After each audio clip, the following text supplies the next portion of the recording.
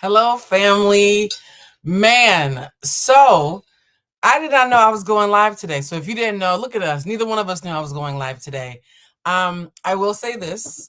When we talk about astrology, I always say that your rising sign is even more important than your sun sign. I am a Gemini rising, despite being a Taurus, which means I am a spontaneous bitch. So if there was ever a reason for you to not only subscribe to this channel, but also turn on your notification bell, it's because of what's happening tonight.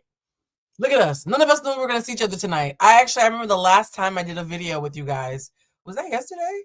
Oh, shit, that was yesterday. Well, yesterday when I did that video with you guys, I said, hey, you probably won't see me till next week. Ha! 24 hours later, here I am back. Thank you to those of you who are saying you love my braids. I have this thing that I do that I always find myself wanting to get blonde summer braids in September. Because in my mind, listen to how my mind works. If you get summer braids in September, you're stretching out the summer.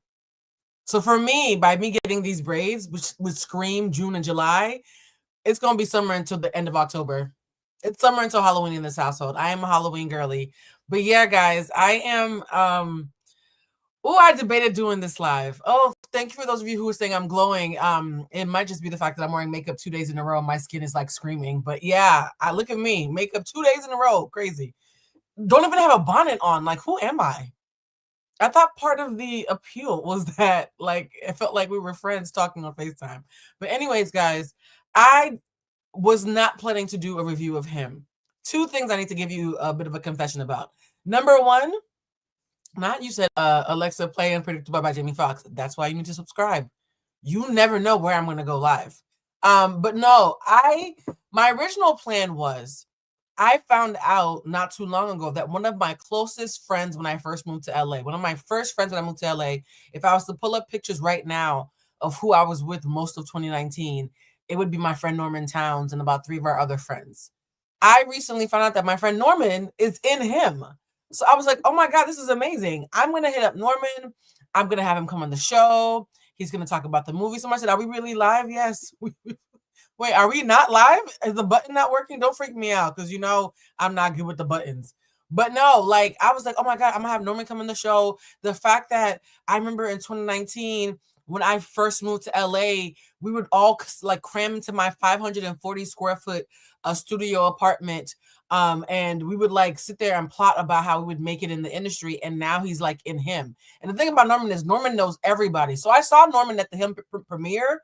But Norman's at everybody's premiere. So I didn't know he was actually in the movie. For those asking who he plays, so when you're watching the film, there's a point in the first like 45 minutes where Marlon Wayans' character brings in some free agents to play with Tyreek Withers' character. And the free agent who's dressed all in black, who's the only one who really has like a speaking role outside of the white guy. I don't want to ruin too much. But the black guy dressed all in black. Actually, let me look up Norman Towns. Norman is fine as fuck. I'm not even going to hold you. Norman is the reason why I know that I am demisexual. For those who don't know what demisexual is, it means you're someone who, no matter how fine someone is, unless there's a romantic connection, you don't want to be with them. If I was a bitch who was just a pick me and liked everybody, I would like Norman. But that is literally like my brother, right? So let me pull up a picture of Norman. He's so fine. I love him so much. And he's a Capricorn, ladies. I don't know if he's single, but if he is, he's probably, of all my guy friends, he's the one who I think, well, let me not say that because I have friends who are actually like married now. But of all my single guy friends who are straight, those distinctions matter a lot in Los Angeles. Of all my single male friends who are straight, Norman, I used to always say was the most marriage worthy. Like if I was going to hook up a friend with the guy, it would be Norman, right? And it's so funny when me and Melissa Ford had our podcast and I showed up to her birthday party with 6 dudes. Imagine Little Kim and Judy Mafia. It was me, Norman, and 5 other of my guy friends. And I was the only girl who pulled up in the group. She was like, are you a madam? Like, why do you have so many attractive male friends? And I think it's because I treat men like they're just regular people, not like they're men, if that makes sense. I think a lot of times when we gender the way that we treat people, people in some capacity feel subconsciously beholden to play up to whatever that gender identity is supposed to be. But when you treat men and women like they're all just the girls, honey, you know what I'm saying? Like everybody gets to say me, it makes men feel more comfortable. So let me pull up a picture of Norman real quick because he is the only reason I went to go see this movie. All right, let me add him to the stage. So this is Norman. Ain't you fine? That's my friend, y'all. And he's very marriage-minded, has excellent emotional intelligence, good human being, clocks bullshit, works really hard. That's a good man, Savannah. If any of y'all know how to act right and Norman is single, let me know. Maybe I'll hook y'all up. Let me stop. We probably might still have Norman on the show. Not Blue the Madam. Yes, I've been called the Madam several times. But like, no. So I went to see the show because of Norman. I'm not the show, the movie, because of Norman. And because Bridget was like, your boy Norman is in the fucking movie. And I was like, oh, now I have to go see it. And here's the funny thing. Guess how I met Bridget Kelly? Because Norman and I being so close is what actually led to me meeting Bridget. When I first moved to LA, I didn't realize this was going to be a story time. For those who are watching for a review of the movie, I will put a timestamp because I knew that I was going to start off talking about how much I love my friend Norman at the beginning of this. So I'll make a timestamp for whenever the story time is over.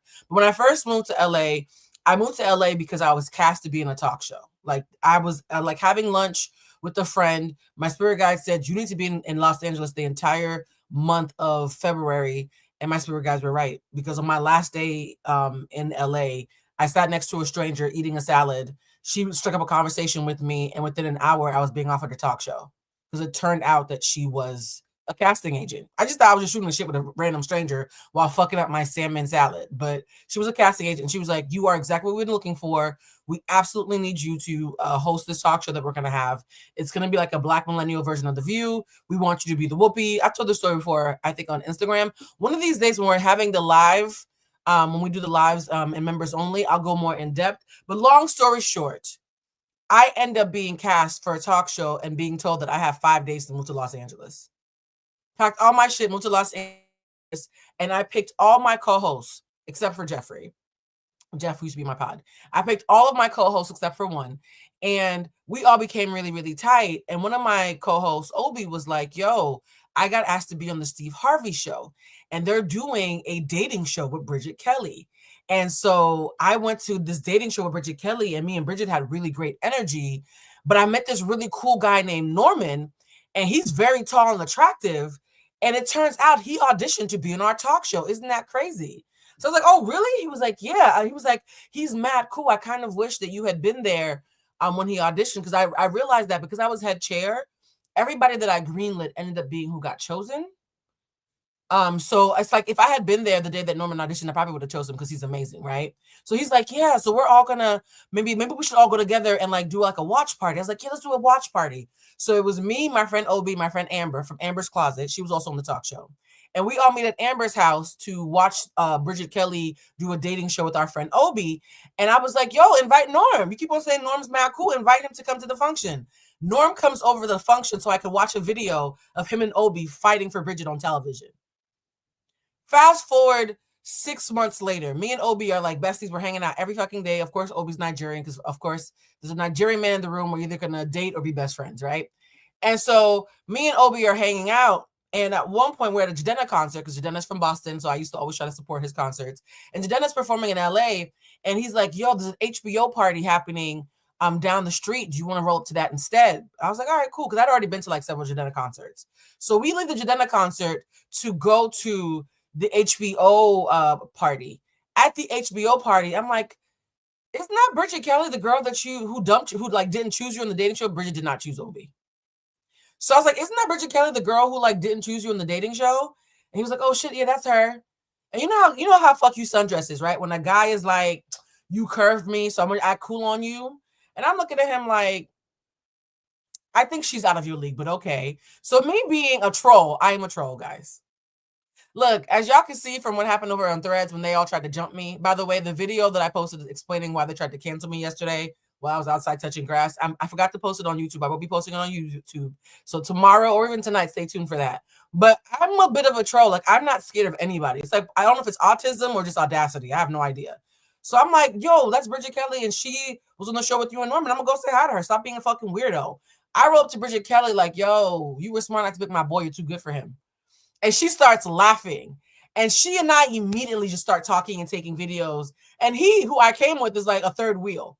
So that's how me and Bridget met, actually. I met Bridget because she curved my homeboys on national television, and I thought that she was too good for Obi. She and Norman maybe could have, maybe not. She's married now. But anyways, that's why Bridget knows Norman, because she's the guy she didn't pick. 2 out of the 3 men in the dating show were my friends, and she picked the one person who wasn't my friend.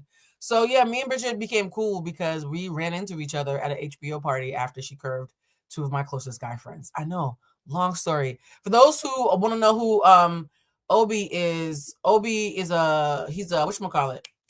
He's an animator. He works in animation now. Anyways, so fast forward through all that, me, Obi, Norman become super, super tight. We're always hanging out, X, Y, and Z.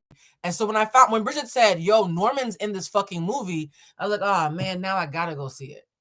And so I'm saying this because my deep, deep love for Norman. Like, I love this. Actually, I should find a picture of us together. My deep love for Norman and what a good man he is and what a good husband and father I know he'll be someday is why I was like, anything he does, I will always support it. I go see the movie and I had complicated feelings.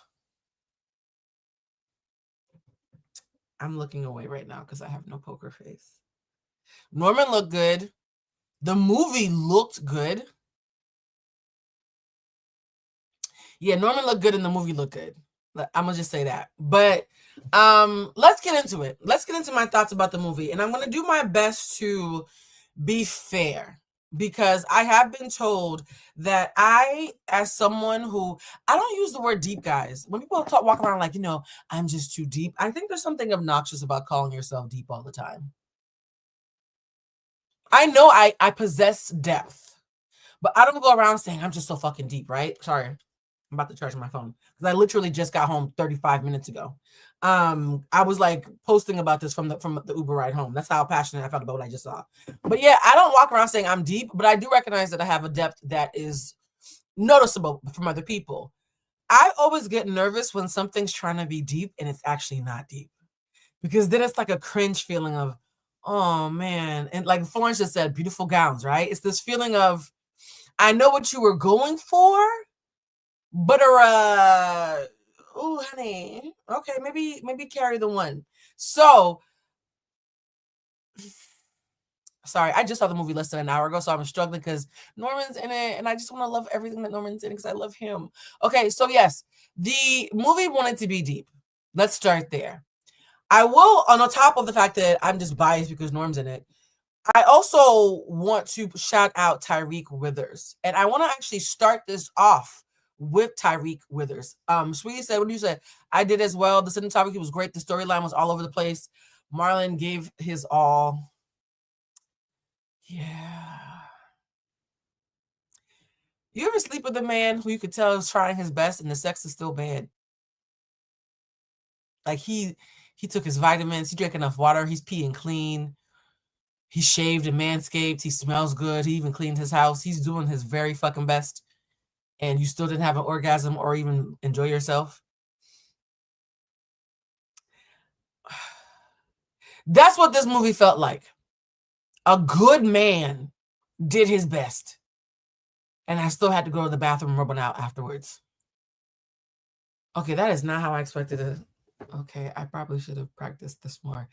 Guys, part of the tism is when I'm left unsupervised to just freestyle, because usually when I do these videos, I have an itinerary. I have my intrusive thoughts. I let them pass through me, and then I write down the second blush, which is more palatable. But because I just saw the movie less than an hour ago, y'all about to get...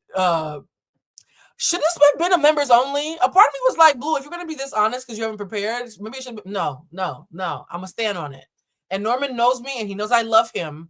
So I'm not going to let my allegiance to my friends stop me from being honest with you guys, because you guys deserve me to be honest. So I watched the movie, and I think the two things that I think we need to clap for, and we can all agree we need to clap for, is the cinematography, because it was beautiful to watch. There's some movies, and I hate to say this, that I think are great screensavers. Like you can just put them on mute and let them play in the background while you're cleaning the house or have company over. This is one of those movies. This is a movie where the actors are working their asses off and the visuals are visualing. Okay, if there is a Oscar for looking good, what is it? I think there's a cinematography Oscar. What am I saying? Of course there is. If there's a cinematography Oscar, then yes, this movie is award worthy. But we didn't really need the dialogue. This movie could have been a silent film and would have just been might have been better, to be perfectly honest. I think if the movie had been a silent film and I had to intuit what I thought the actors were doing, the storyline that I wrote in my head on the fly probably would have been equal to, if not better than, whatever the script was trying to do. And somebody said they were trying to, okay, them trying to scare us in this movie. Can I be honest? The movie, him trying to scare us, is like a 5-year-old that you're babysitting, jumping out and yelling boo. It's like, oh, you tried. Okay, I think that's the whole point of the movie. The movie gets an A for effort. Okay, I'm trying to be positive, guys. The movie gets an A for effort. It also gets an A for casting Tyreek Withers. Everybody's talking about Marlon Wayans because we're all rooting for the Wayans because they're a black comedy royalty. Let's keep it a fucking step, okay? The Wayans family is American royalty, full stop, no asterisks. We don't even need to add the black. Sometimes when you guys put black as an identifier, it's to put it in a niche. They are a comedy royal family in my eyes in America. And ellipses, Marlon wasn't the standout for me. Tyreek to me was the standout. I am a Marlon, like, I love Marlon. I love the Wayans family as a whole and what they represent as far as the industry, right? To see a black family stay together and work together and flourish together. I even watched Papa's House, Damon's show that just got canceled, unfortunately. I watched the whole fucking thing just to support them. So as a Wayans stan, I thought I was coming in for Marlon, but the person who my spidey sense, you know, when you get that little tingle. Well, I'm actually psychic, but I think we all get a little bit of a tingle, right? My tingle antenna went up for Tyreek even more than my nostalgia went up for Marlon. So let's talk about Tyreek. A lot of you don't realize that you already know Tyreek because he was already in Atlanta. Am I the only one? Somebody, yes, it was produced by Jordan Peele, but Jordan Peele. Okay, I'm not going to name drop. I'm just going to say this. During the pandemic, when me and Lena Waithe were really tight, she produced a show called Them on Amazon.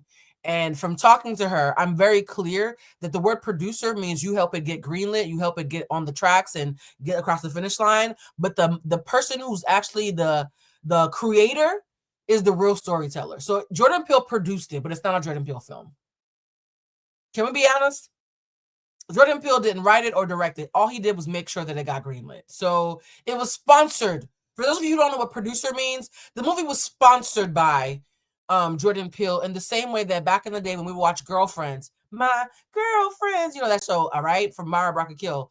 On Girlfriends, people used to always see at the end, it would say executive produced by Kelsey Grammer.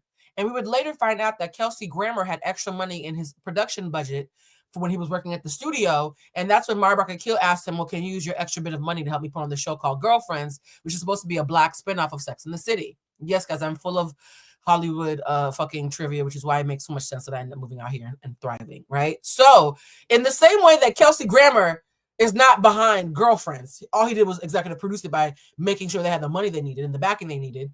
Jordan Peele is not behind this movie, and you can tell. You can tell that the filmmakers and the writers, because I think the person who wrote it, Mr. Tipping, Justin Tipping, I think his name is, he wrote and directed it. He co-wrote it and directed it.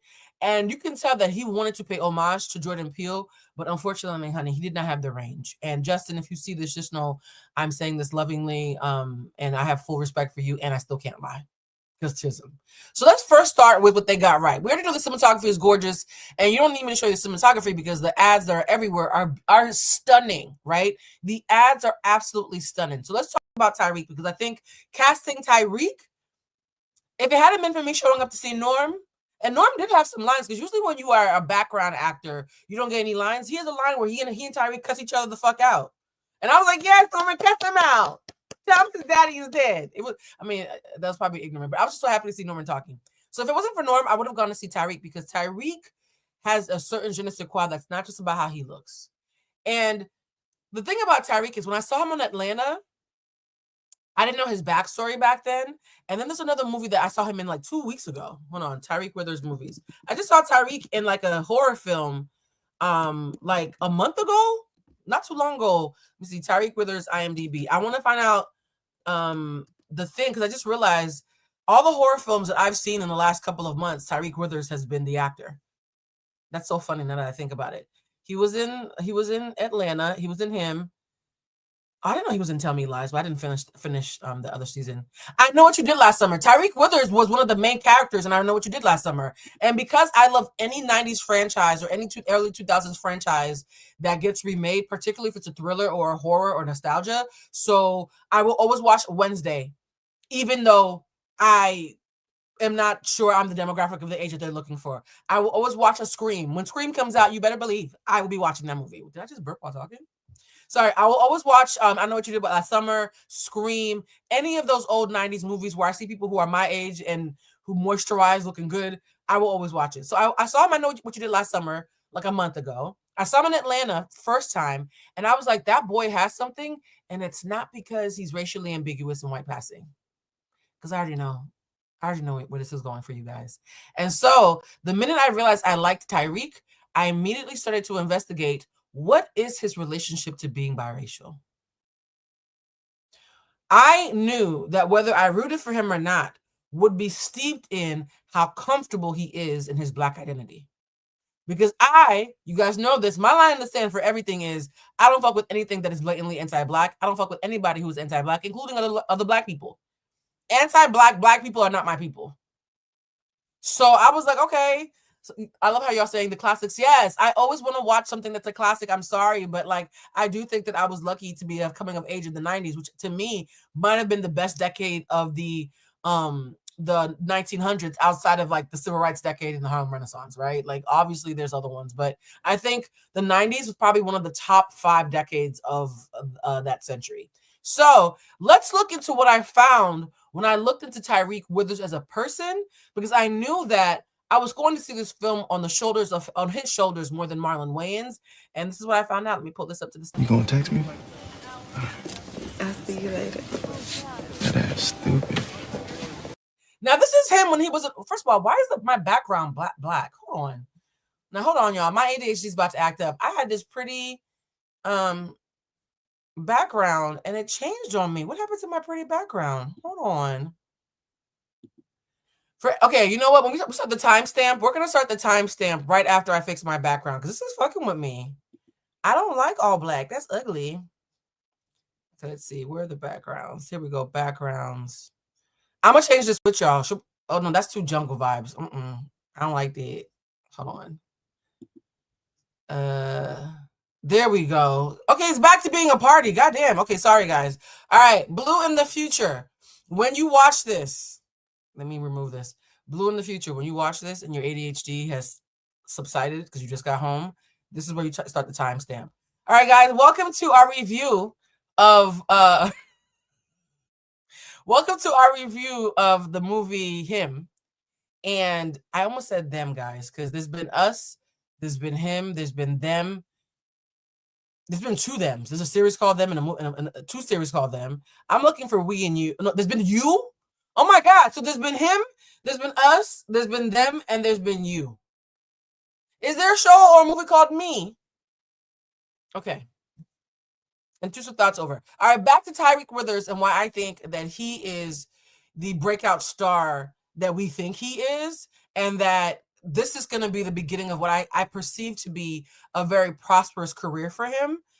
Because somebody said we need a they. Ooh.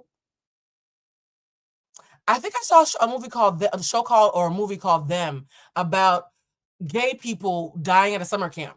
It was like a gay summer camp, and they were all getting murdered.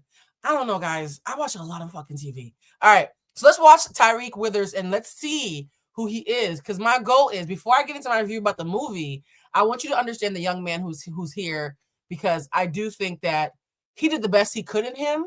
And so any critique I have for him, it's not about Tyreek Withers. What's up?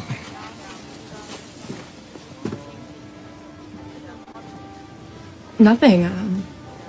So from what I think in the movie in the TV series Atlanta, I think it's one of those special episodes where Tyreek was supposed to be a racially ambiguous boy, and the girl who ran into him was like, wait, he looks black as hell all of a sudden. How are you? I hate when they roll. And so we saw him in Atlanta in that episode, right? I just wanted you guys to jog your memories. I didn't want to watch the whole clip and get a copyright.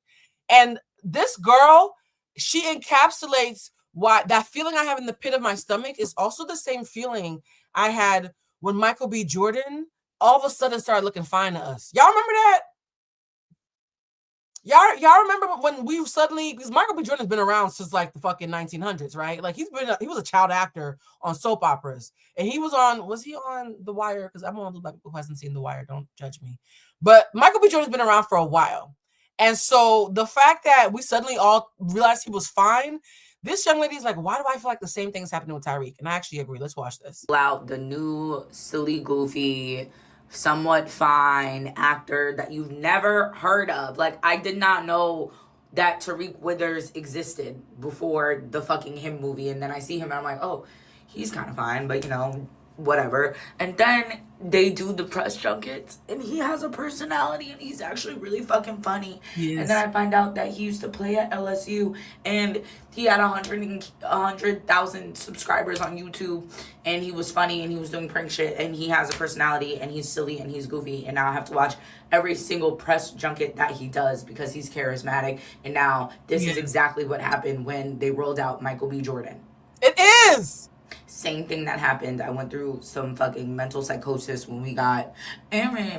We're being glamored. We're being glamored, guys. I don't know what sorcery, what hoodoo this is, but we are being glamored by Tyreek in the same way that it happened with Aaron Pierre and Michael B. Jordan. I know this feeling. Pierre, that's what Aaron. I didn't know who Aaron Pierre was. We did not know who that man was, and then he was just Mufasa. Now that's I don't like this. So you mentioned being white passing. Yeah. Now, guys, this is the moment where I went from being cautiously optimistic with Tyreek Withers to saying I fuck with him and I fuck with him heavy, and I want everything good in life to happen for this young man. Because y'all know the weight of my heart is to be pro-black and not a bigot and not a homophobe.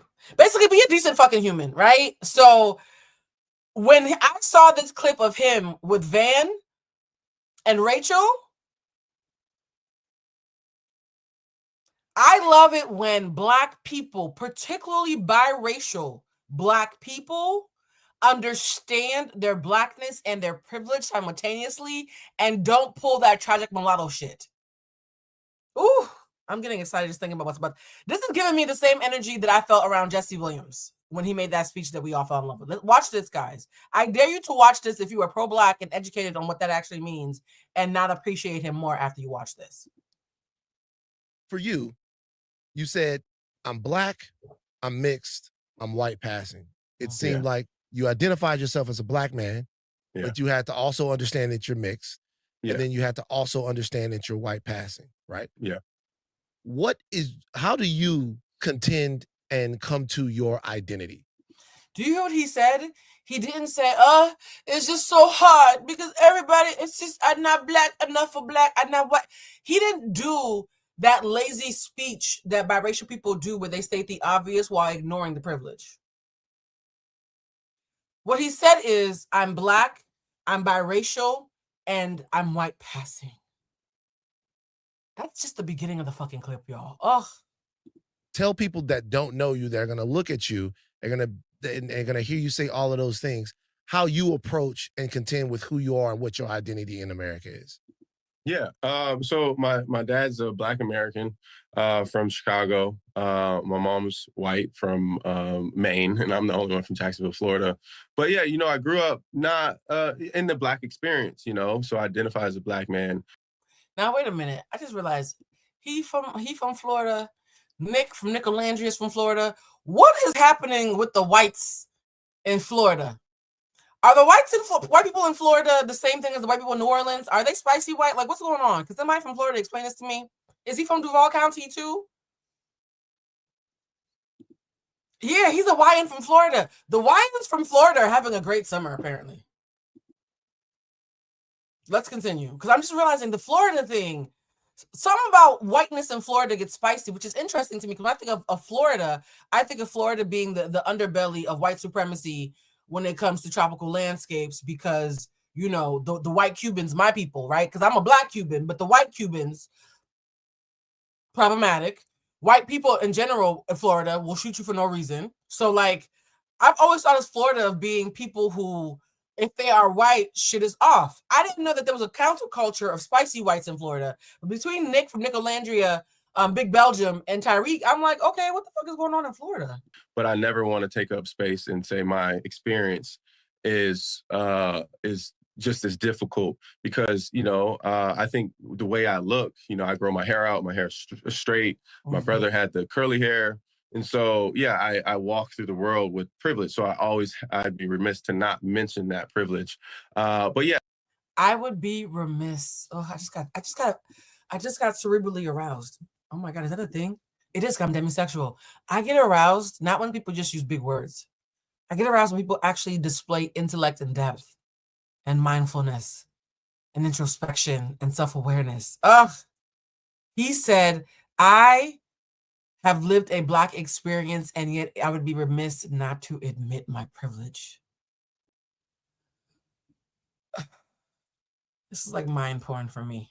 Growing up, there's always this identity struggle of where do I fit in at, and then it could be, literal and figurative. I always describe it as like a lunchroom. You walk in, my racial identity is like you walk into a lunchroom, you sit here, but you can't fully relate here. You sit here and you can't fully relate here. And then I just stopped trying to fit in and I just decided to sit down. Did you just hear what he just said?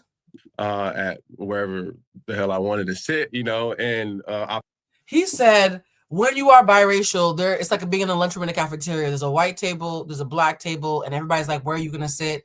And you could be really, really upset about that and play victim. But instead, I decided to just sit down wherever the fuck my heart told me it made sense to sit down and own that. So my biracial brothers and sisters, can y'all do that more often? Instead of lamenting the fact that you have options, because it's always wild to watch somebody lament having options to people who don't. Self-awareness is a thing, right? Rather than lament your options and your privilege, wouldn't it be more honorable and organic to admit your privilege and then leverage your options to choose how you want to show up for the community that you've chosen? Wouldn't that just be easier than playing victim? Because that's the reason why me and Bridget are so cool. Bridget does not play victim about being biracial. She'll be like, girl, I'm a Black woman. I'm also a biracial Black woman. And I understand that I can't speak for everybody. I look Puerto Rican. Y'all need anything? Bridget is so fucking clear for her privilege. It's never a topic. And in fact, when other biracials pretend as if they can speak on behalf of all of us, she's like, girl, not too much. We're ambiguous. You can't do that. I love it when people, because think about this. In my brain, my literal brain, there are monoracial Black people like me, and then there's biracial Black people. To me, they're both subsets of Blackness. I hate to tell y'all, right? And so to say that he's not just biracial, but he is white passing. Because again, there are some biracial people who just look like light-skinned Blacks who cannot opt into whiteness how he can. The fact that he understands that he's a Black person, culturally speaking, racially speaking, yes, I know race is a man-made construct, but so is fucking money, and your rent is due next Wednesday on the 1st, okay? A man-made construct doesn't make something less valid or impactful. So he understands that racially he is Black and white. Culturally, he has chosen Blackness. Literally, he is biracial, right? And then he also understands on top of being biracial, he's also white passing, which is still a subsect of being biracial because some biracials just look like light-skinned niggas, right? So the level of depth that he introduced without being asked here, he's become so much more attractive to me now. Right from that aspect. And, I choose my Blackness every day and I explore that and even throughout. Ooh. Sorry, I didn't realize I was gonna get so aroused. You guys, this is the kind of shit that gets me excited on dates. It's not like sexy talk. It's like smart talk. He said, I choose my Blackness every day. Somebody said he looks like Wentworth Miller. I thought that he and Wentworth Miller were related.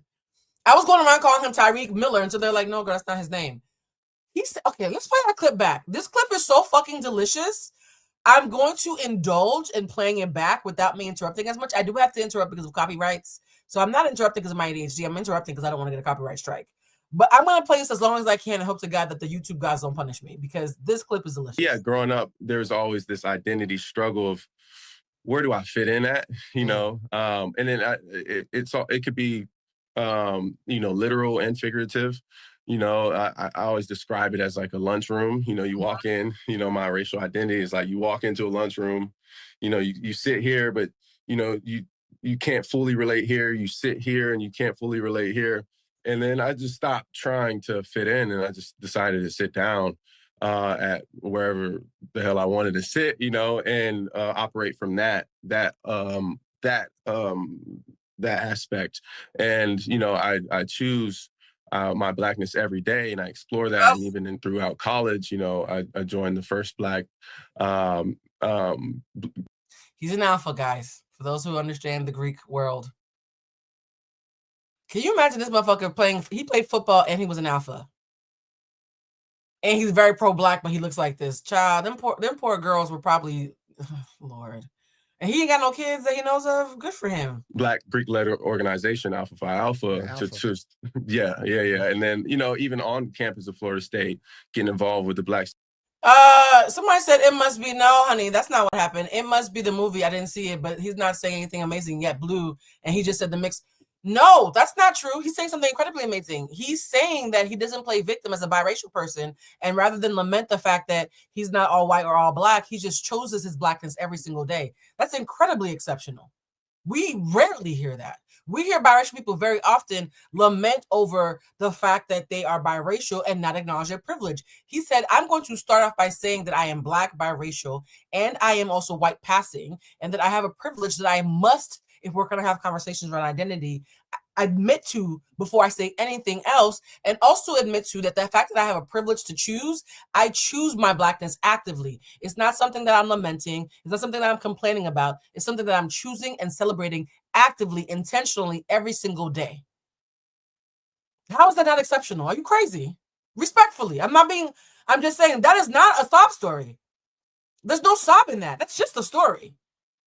I'm not gonna let y'all lie on this man. That's not a sob story. There was no sob in the story, babe. He is actually taking his power back and recognizing that being a Black man in a biracial white passing body affords him the ability to opt into and invest in Blackness while still leveraging his privilege to make sure that he helps the rest of us. That's literally what revolutionaries ask of us. That's not a sob story. So I didn't mean to, my brain is like, no, words mean things. There's no sob in this story. Student union, my first play was the first ever Black student union play at Florida State that talked about themes of police brutality, being Black in America. And, you know, I think that was important for me to do. And so, it's a everlasting journey. And I think being Black is an honor because we come from greatness. Being Black is an honor. We come from greatness. You guys, you see how no part of this is a biracial sob story. I choose my Blackness every day, and being Black is an honor. Come on, y'all.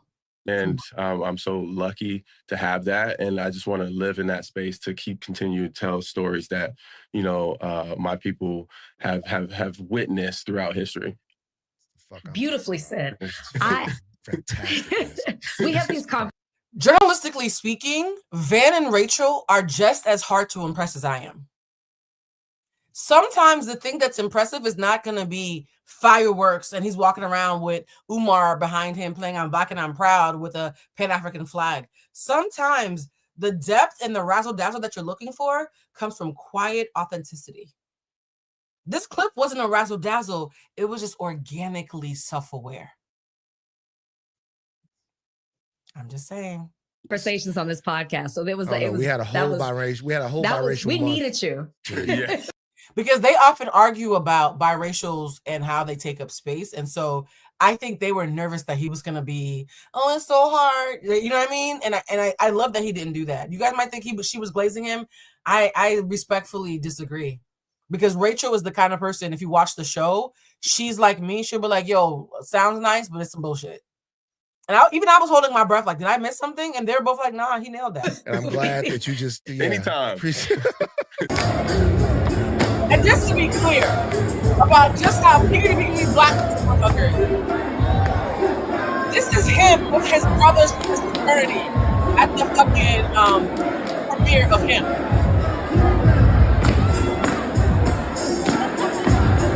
Yes, white person who asked a white person who asked. He's very consistent. I will say, if y'all are having some cognitive dissonance about giving him his just due, I didn't realize I was gonna say this, but I just realized in my head this matches. When it comes to being a racially ambiguous biracial in Hollywood, he is the male version of Zendaya, in my opinion.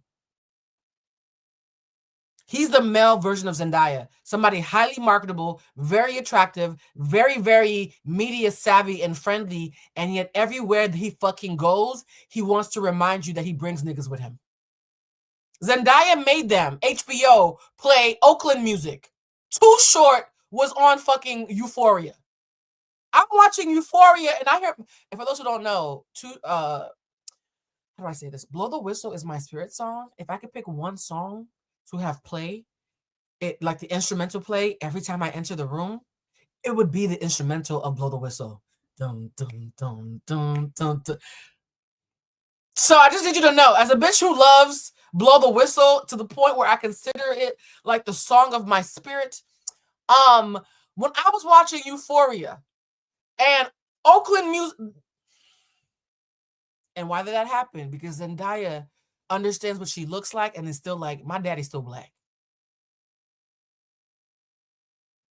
So I can't believe I'm saying this, but I am predicting, and y'all know I'm remiss to make predictions about celebrities. I am predicting that Tyreek Withers has the possibility of being the male equivalent to Zendaya. I know people say Zendaya, but I think either we say Zendaya and she says Zendaya, or we say Zendaya and she says Zendaya. Somebody said it's the opposite. You know, in the same way y'all call him Denzel Washington, but his name is actually Denzel. So I think I started saying Zendaya or Zendaya because I think she told us we were saying it wrong. Somebody look that up and tell me which one it is, because we've been saying it wrong according to her. So yeah, Zendaya, Denzel, who knows? But I'm predicting that he is the next her, right? Oh, he is the next her because he's him. Oh. Okay, she says it's Zendaya. There we go. Zendaya. Thank you, my love. All right, let's keep on watching this video, learning about Tyreek. When COVID hit, I did what anybody else would do during the pandemic, chase dreams. So I moved to Atlanta, lied on my resume, found an agent, started auditioning, and that's when. First of all, just saying, hey, it's COVID, let me just go audition for Atlanta is audacity gets you so far in this industry, guys. You do not know how many people who y'all be like, oh, that person's not even that talented. Why are they so successful? Because they're audacious and they're consistent and have good work ethic. Anytime you see somebody who you can't figure out why they're getting so many gigs, is because they have hustle, talent, and or treat people very well. As someone who had to cast the entire talk show that I was on and who had a production company for 5 years where I was constantly casting people, whenever we'd have to choose between an actor who was really, really amazing and an actor who was okay but great to work with, we would always pick the person who was okay and great to work with. Because if you're someone who's a diva, we don't want to be on set with you for 12 to 16 hours a day. And it came around. Wow. So would you say quitting football was an easy decision to make? Oh, absolutely not. Absolutely not. Because, you know, when you love sports so much, you're like, I am football. That was my first grown man decision. First extrapolations 1-4, thou shalt do the light-skinned face. He makes fun of light-skinned people so much. This motherfucker is such a troll. I love it when light-skinned people can, and not light-skinned people, when biracial people control themselves, because it means that you can be in on the joke. You know, I'm all about being anti-fragile. One trait that makes you him. To the camera. I can rap every lyric to A Millie by Lil Wayne. Me too. Oh, a millionaire. I'm a young money millionaire. Tougher than Nigerian hair. Yes, it is like the Rihanna mispronunciation where her name is Rihanna, but we call her Rihanna. We just saying everybody's name wrong. Thank God I'm just blue. I will say this is so LA coded. Like, biracial people who love being black are this is also very LA. To like certain shows as like escapism. This is the end, guys. I loved That's So Raven. I loved Hannah Montana. By the way, Hannah Montana and Miley Cyrus are two different people. Yeah, and I will die on that hill. Hannah Montana is off yonder somewhere. Yeah, exactly. In a house in the woods. Exactly. For those who are watching Blue, where can we watch this talk show? There was an incident We got greenlit. So the talk show did so well in the pre-production, because it's the pre-production phase where you have to interview guests and do chemistry tests with your co-host and X, Y, and Z. And when you're the lead chair, you're kind of like the den mother. So me and my co-host were hanging out all the time. That's how me and Chef Jeff, who used to be on my podcast, became cool, because he's one of the alternate co-hosts. So we're all hanging out. We did a chemistry test. Amy Du Bois Barnett, she actually, if you follow her, she is a legendary person in the game. She was a part of Honey Magazine. She's part of like hip hop history. She was one of the EPs on the show. Her a fiance now, they just got engaged like 2 days ago. Richard, Richard was in something. I think Richard played Gabrielle Union's brother or something on Being Mary Jane. But yeah, Amy's actor boyfriend Richard, who's amazing. If you see his face, you know exactly who I'm talking about. He's such a great actor. I think he might have been in Queen Sugar at the time that we were in pre-production. He walked up to me on set at the end of March, because we had started doing our chemistry test at the beginning of March. My first day moving in LA was March 1st, 2019. And he walked over to me. He was like, Blue, you guys finally figured it out. Like, they're totally going to greenlight y'all. And that day we got a call from the studio saying that the studio had greenlit our talk show for a 6-week sneak peek.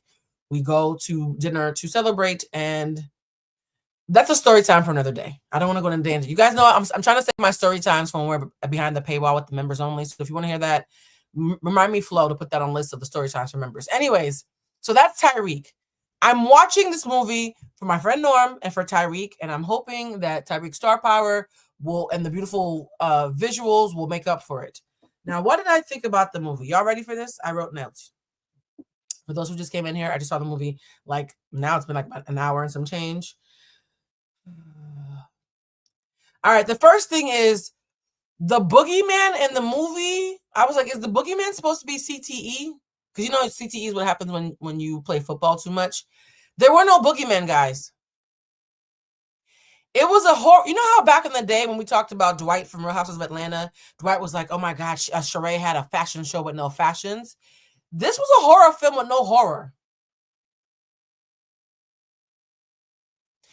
This was a football movie with no football.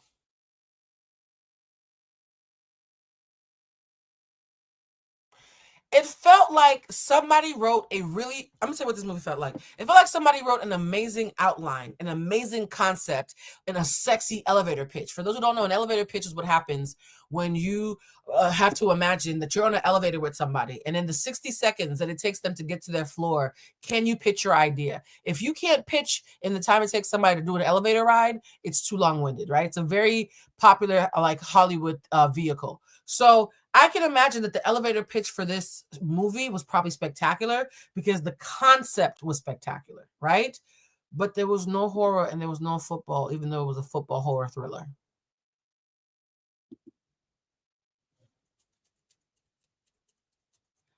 I am confusion.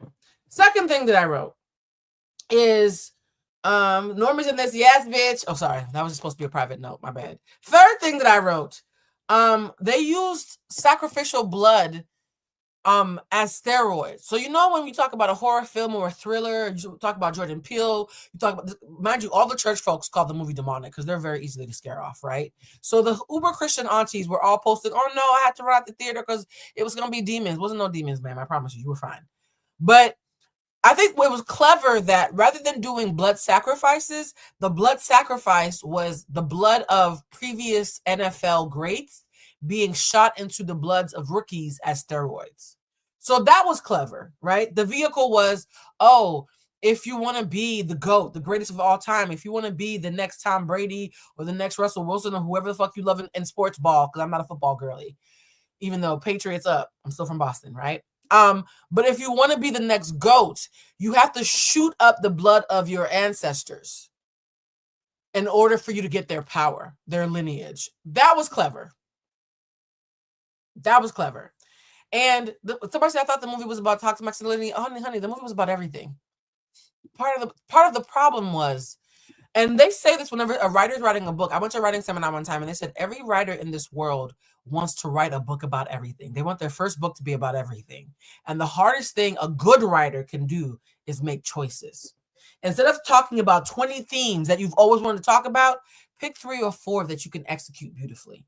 I think the problem with the film and why the script, in my opinion, is so weak and shallow and does not go below the surface is that this writer had amazing messages that he wanted to tell. The writers had amazing, I think it was two of them who wrote it and one of them who directed it. The writers had amazing messages that they wanted to tell.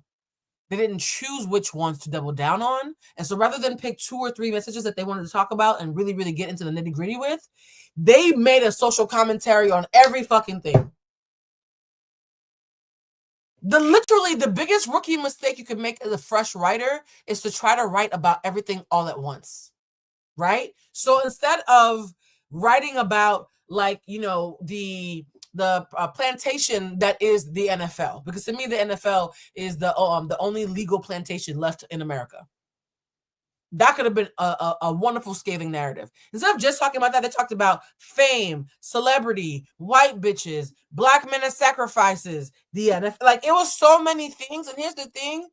A master at this craft could have very lightly woven them all together in a way that looked like a beautiful tapestry, right? Because here's the thing about writing that people don't understand. Sometimes the pieces that I'm the proudest of are the ones that y'all consume. Because I had an article at the Grill for about almost a decade. I had to write weekly articles, actually daily articles, right? And so a lot of times the articles that would go viral, people be like, you were able to take something so complicated and make it so simple. That's fucking hard, guys. Taking something complicated and making it simple to the point where a child could understand it and do it in a way that has a light touch, as if you are weaving silk, that takes years. In my case, I've been doing this for 20 years.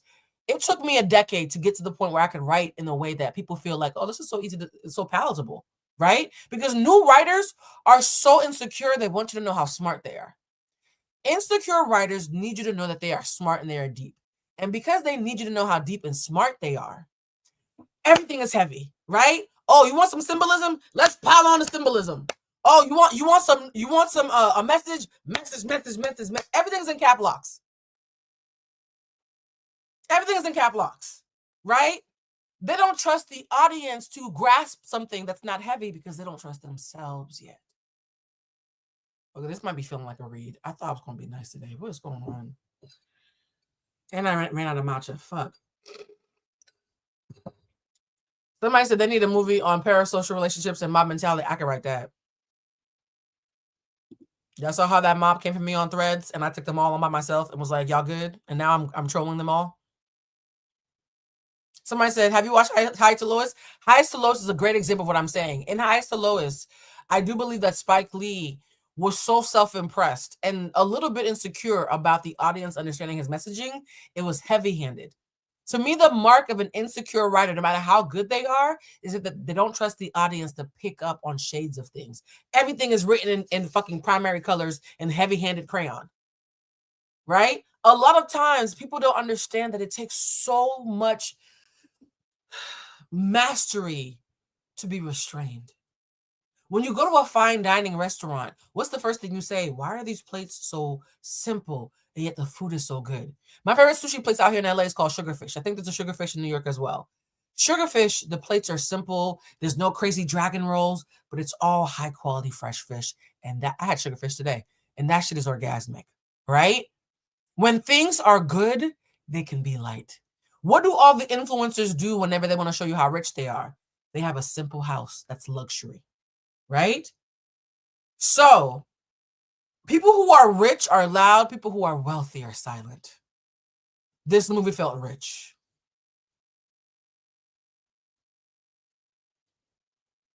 You see how I trusted y'all to understand what I was putting down? Okay. So the symbolism, heavy-handed. And yet, how do you have such heavy-handed symbolism without actually saying anything? Shit like this makes me feel like I need to go back to trying to be in the writer's room. No, seriously. Shit like this. Oh, you guys are commenting. I keep forgetting to put comments. Shit like this makes me feel like this is why I love writing so much, because I've been writing since I was 8 years old and I love it and I trust it. And so I do a dance with writing that I encourage all writers to do. Trust yourself and the art. There was so much overtones of the family dynamic in the film. So it was almost like when somebody makes a joke and they're like, get it? Haha, get it? And it's like, yeah, I got it. You don't have to like belabor the point. Part of the joke is when Dave Chappelle tells a joke, he doesn't tell a joke and then says, haha, get it? He tells the joke and then lets it breathe and watches you laugh because it's funny. So the writers, in my opinion, failed the actors. Exactly. I left the theater with nothing. Do you know what it felt like? It felt like the writers and the director did a great job with the visuals, but there was no depth to be visualizing. So even that fell flat to me.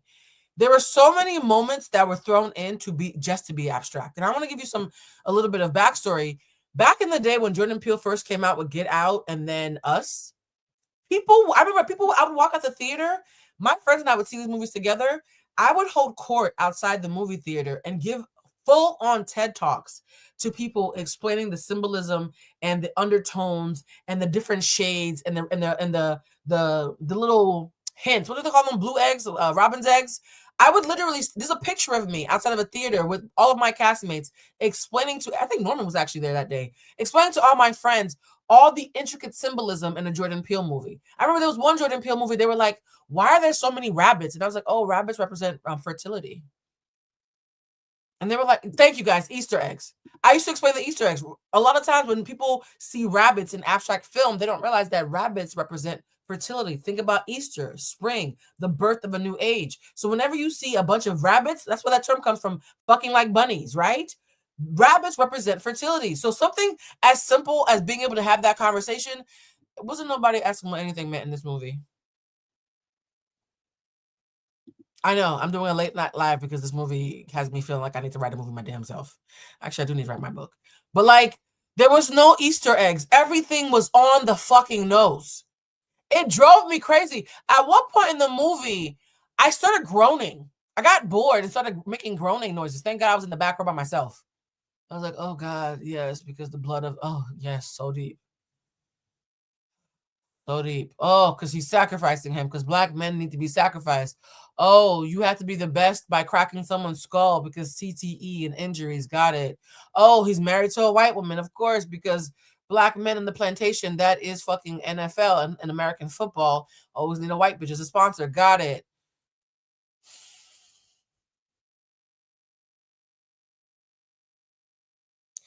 Yeah. So on a scale of 1 to 10, I would give the visuals an 8.5, 9. Visually, I have no notes visually. Right? So whoever made it visually look like that, amazing. The story, as far as the concept, I would give an 8. So I would give the visuals a 9 and the actual concept an 8. I would give the writing and the execution of that concept a 5. I'm going to say this. We're about to watch some reviews because I wanted the people to speak because I like it when we can hear what other people are saying. Many of the people, I'm such an asshole sometimes.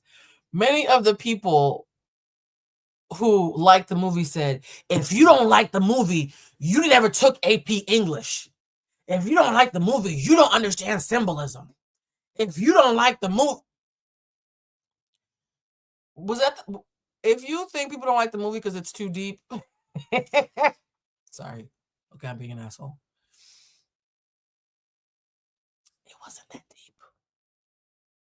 It wasn't that deep. For those of you who think that if people don't like the movie, it's because they didn't understand symbolism or depth, speaking as someone who, actually, you know what? Let's just play the reviews.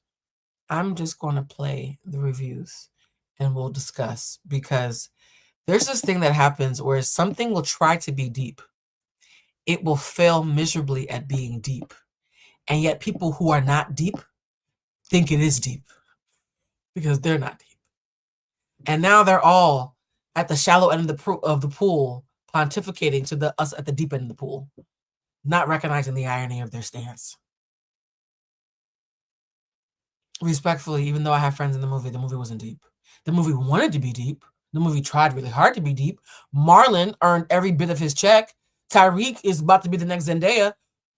Still wasn't deep, though. Bridget always tells me that I'm a harsh critic simply because I operate at a much higher level of expectation and execution than the average person. I actually don't like it when all my friends say that to me. I had a friend one time tell me, Blue, I think you're too deep to date. which like really hurt my feelings because I still want to get laid. Like, come on. I don't like it when my friends tell me that I'm hard to impress because I'm deeper than the average bear because it feels self-aggrandizing.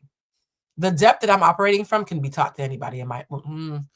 Oh no, this year I've realized that there are some people in this world who are dumb. It took me a couple of decades to realize that some of you are just stupid, right? And I hate to say that because I always used to be like, no, nobody's stupid. No, some of y'all are dumb.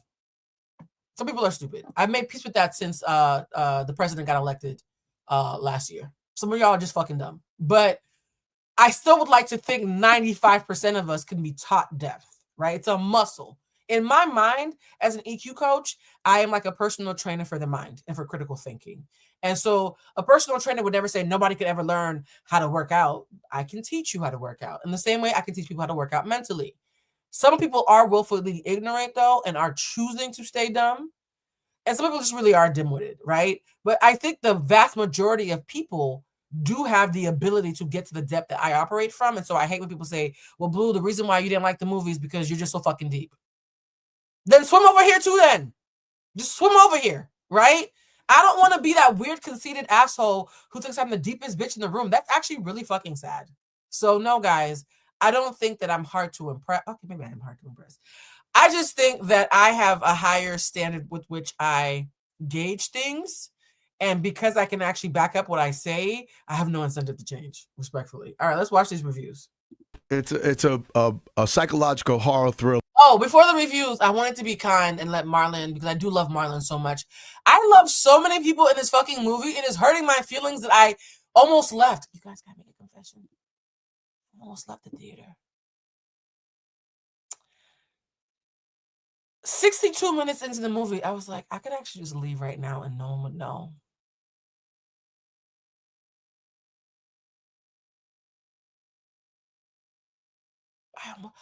I'm a movie buff. When I was 7 years old and Sister Irene made us do this weird exercise where they ask all the kids, what is love to you? That's a really big fucking question to ask a 7-year-old. The nuns were tripping. Anyways, I could do a whole series about the shit that happened to me in Catholic school. When the nuns asked me when I was 7 years old, what's love to you? It was like a Valentine's Day exercise. My answer at 7 fucking years old, and I've always remembered it, is love means having someone to always go to the movies with. In my mind, as a 7-year-old, love means always having someone to go to the movies with. At 7, that's how much I've loved movies my entire fucking life. So y'all don't understand how much it hurts my fucking heart. Let me stop swearing.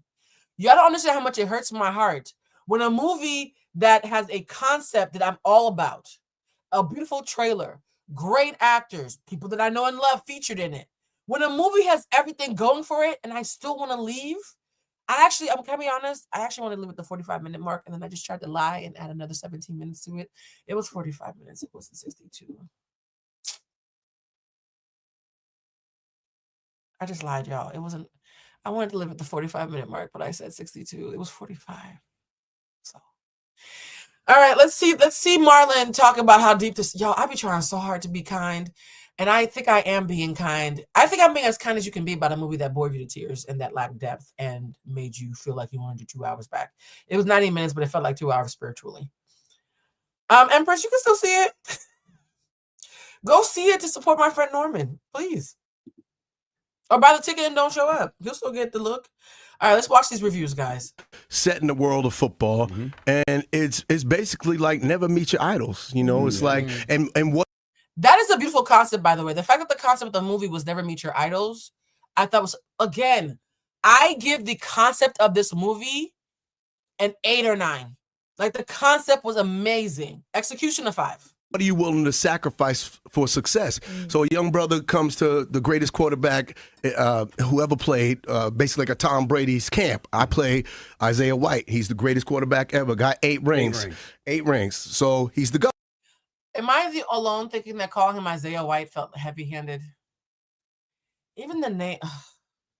I'm about to get in that bag that I got into it. I actually was in AP English class, and so nerding the fuck out about movies is actually like my favorite pastimes. If y'all want to do movie reviews more often, let me know. Even the name was like, oh God, okay. So a young man, he's about to retire because he wants to be with his family and have a kid. And again, guys, this concept is amazing. This concept is amazing. And here's the thing. What did I say earlier? This movie feels like they had an excellent elevator pitch and that they had a great time talking about it. A great time talking about it. It was just that when it was time to sit down and write the script, psychologically just dismantling him in a horrific kind of way. And what happens is it's the franchise. Do you want to be? Yo, you see how, for those who said amazing concept, terrible execution, absolutely, yeah. Amazing concept, I wouldn't say terrible because that just feels mean. Amazing concept, mediocre execution. Either the writer lacks the mastery, like they're just not skilled enough to pull it off, and the story was too big. I will say this. A lot of times people don't realize that you can have a great concept and sell your idea and have somebody else write it. I almost wish that the writers had taken this amazing concept and sold it to a much more established writer. It felt like, remember how in my story about Icky, I said that Icky was hired because he was amazing and felt like a great fit for this app I was working with. And then when it was time for him to get his ideas on paper, he couldn't execute. So they hired me to ghostwrite for him. He had great ideas, but he had no skill to execute. I feel like these writers might be good writers elsewhere, but this level of overlapping symbolism, this level of social commentary is something that is a skill that, unless you've been in this game and been writing for at least a good decade, this concept would have whipped the ass of any regular good writer who wasn't in a place of mastery. And unfortunately, to Justin Tipping, maybe stick to directing, because the directing was great, the writing not so much. And I'm saying that because I can't lie. Anybody, right? There's always a sacrifice. Yes, Marlon did shine a lot. That's why I said that you could have watched this movie on mute and it would have been just as good, because watching him act and give his all, Omni, I'm not sure you were in the beginning. I said the actors acted their asses off. The cinematographer made sure that it was visually stunning, and the writing was still bad, babe. Yes, this movie wanted so badly to be Ryan Coogler, and I had that in my notes, so you already preempted me. If Ryan Coogler had been given the skeleton for this and commissioned to do this, we'd be having a very fucking different conversation. Child, nothing should be taken literally. The movie is so self-impressed with how symbolic it is. We know not to take it literally. That's the thing that's so weird. People are like, don't take it literally. Yeah, we know, because you won't shut the fuck up about it. That's another thing too. If you trust the audience, stop shoving it down our throats how deep and symbolic it is. That tells me how insecure you are about your craft. Crazy. That blood in the eye, you know, they doing devil worship. Marlon was sacrificing ghosts. It ain't none of that, man. It's like, look, get off of that. It's a great movie. It's about good versus evil, man. Somebody said, I love a spoiler-free. No, it's not spoiler-free. This is a great time for y'all to leave. It's not spoiler-free. I'm sorry. It's not good enough to be spoiler-free because there's not much there to start with. Like, only 3 things happen in the movie. So it's hard not to spoil a movie where nothing actually happens. It's a football movie with no football. It's a horror thriller with no horror and no thrill. At the end of the day, good is going to win. Unpopular opinion, him is a good movie. Yes, it's very unpopular. Now, I wanted to start off with reviews of people who liked it. The motherfuckers who thought this shit was deep, I wanted to be fair. Y'all know I'm going to always be fair even if I don't agree. Yeah? So, let's hear the folks who thought this shit was earth-shattering. Let's... Oh my God, I am not a good actor. Okay. Blue, be nice. Be nice. Be nice, Blue. Okay, I'm back. Let's hear... Look at me being nice. Let's hear all the folks who love this movie because it was just so fucking deep and so much symbolism that I had no idea what was happening. So deep. And I don't think that because it has Jordan Peele's name on it. If anything, I think that that's actually hurting the film because people are going in expecting Get Out or Us, and what they're getting instead is a fever dream. I was expecting competency. I wasn't expecting Get Out. I know what the word producer means. I know he didn't write it or direct it because I can read and I live in the industry. That's not why I was looking forward to this film, but the reviews were so bad that it convinced me not to see the film on opening night. But yesterday I saw a post from Marlon Wayans talking about how he's built a career off of films that have, by and large, been reviewed poorly, but later became classics. If this movie becomes a classic, This movie's not gonna become a classic. I'm not even gonna pretend like it's a thing that we can bet on. And he was reminding his following that art is subjective, so just go see the film for yourself. So as a filmmaker, that got me thinking, even if I don't like the film, there's always a chance that I'll walk away inspired, whether it's from a specific shot, the way an actor delivered. Okay, sorry, I need to stop. Okay, this is why I only have talented friends, because I'm not good. I'm gonna tell you a quick story. My friend Mimi one time was dating this guy, fine as fuck, that she knew from high school, football player, built nice, X, Y, and Z, right? I was like, well, he's fine, and he a Libra. You know, Libras know how to dress and put that shit on. He's a filmmaker. She goes to see his film. She says, Blue, his film is horrible.